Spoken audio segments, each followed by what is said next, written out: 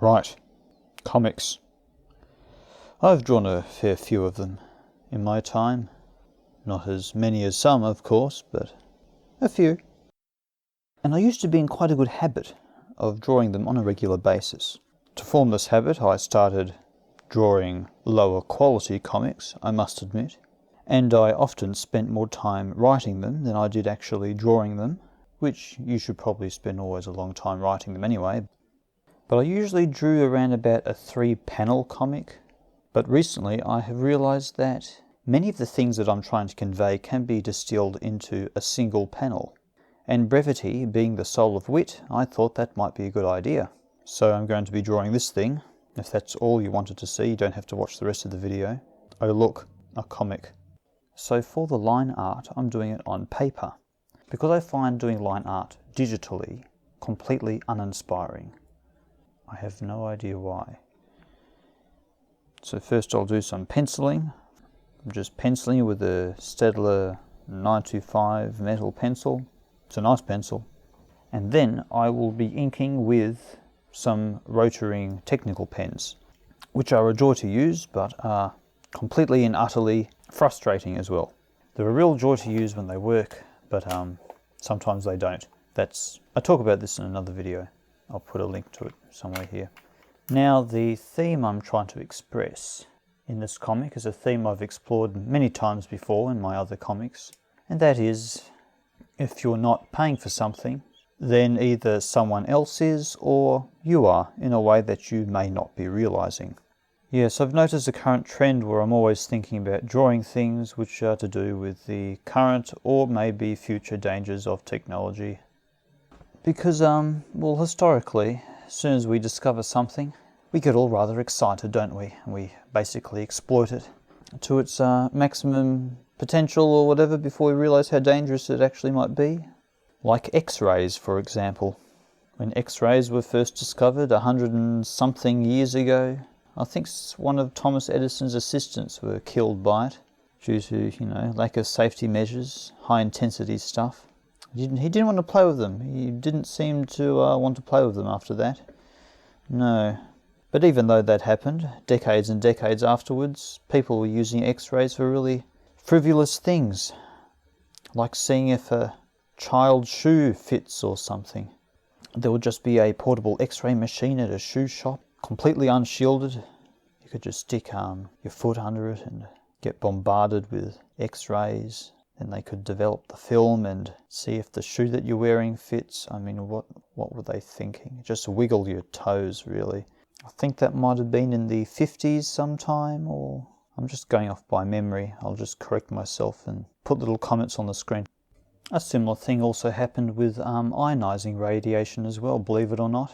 The Curies discovered radioactivity, and then a few decades later, everyone wanted radiated water and other kind of nonsense, thinking it would make them superhuman. Imagine that, choosing to drink water that's got uranium in it. That's kind of bizarre. Yeah, but no one knew the dangers, and there were many businesses trying to make a quick buck on a fad they probably invented in the first place. And now for a more recent example. The internet was invented, and then, just a few decades later, this movement called the Internet of Things started to take hold, and now it seems every company that can barely hold a soldering iron is trying to connect their kitchen appliances to the internet. And now we have fridges that have got video cameras in them, so you can see what's inside your fridge when you're at the shops. Oh, that could be useful. Toasters that tell you what the weather's doing. Voice-controlled light bulbs.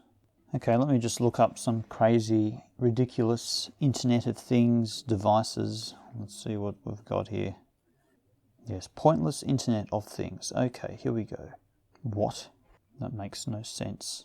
Okay, there is a smart wine bottle. It has an internet-connected touchscreen, and it keeps beverages fresh for up to 30 days. Also tells you how much wine you have remaining in the bottle. That's a useful feature. Do they validate that feature by making the bottle opaque or something? That's pretty ridiculous.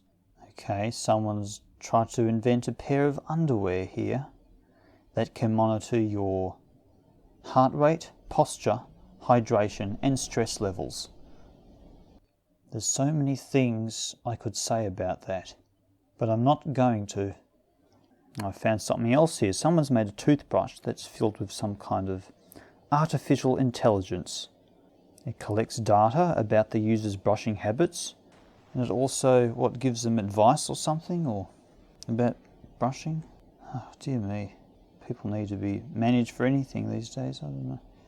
Oh, here's another company who's developed a smart pillow. It can play music, meditation sounds. It's got wireless speakers in the thing apparently. It also has a microphone in it that monitors snoring intensity. So the last thing I would want to be sleeping on is a lithium-ion battery. I just don't feel comfortable about that, no. Because this pillow has a 5,000 milliamp hour battery on it.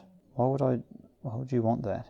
If it's a lithium-ion battery, it might catch on fire in the middle of the night while you're sleeping on it. What an experience that will be. You might be having a restful sleep and you go, oh, that's nice. I didn't know my pillow had a heating function. And then your eyebrows are missing.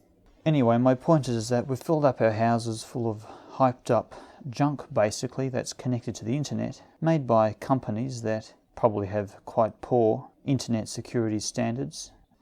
And I'm not sure if we've felt the full consequences of being micromanaged by a bunch of toys, basically, that are connected to the internet, constantly broadcasting our private lives to whatever company we bought them from, all just for that tiny bit of convenience that we've been promised.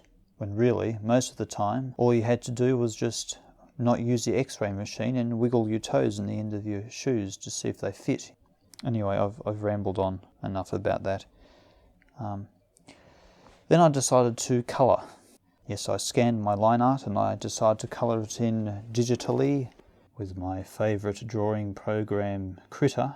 Oh, it's good. And it's free. It's open source.